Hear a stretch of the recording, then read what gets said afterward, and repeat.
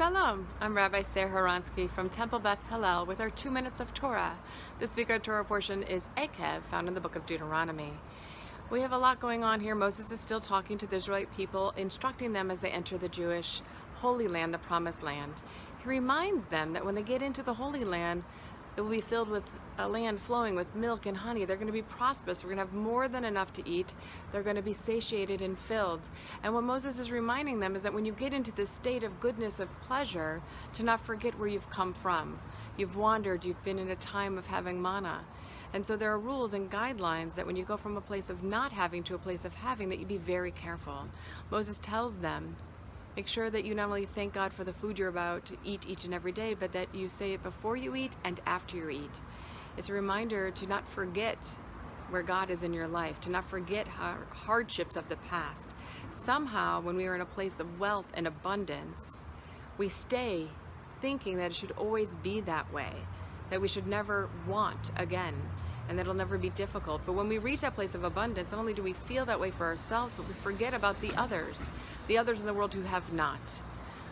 Today I was privileged to spend time with a group of religious leaders around Los Angeles, and they were gathered in a very beautiful location, eating a beautiful meal. But as I drove to this meeting, I passed tent upon tent upon tent of people living on our streets here in Los Angeles. In one underpass, I counted 13 tents. It was hard for me to eat and feel fulfilled and feel satiated and happy in my own abundance when I know so many others are hurting. I think that Moses' caution is very important to us, that we stay with deep knowledge and not take for granted all the gifts that we have, all the gifts that we receive, and reminds us to be cautionary, to be thankful to God, but in our thinking to God, that we be conscious and aware of what it means to love our neighbor like ourselves, what it means to care for those who have not.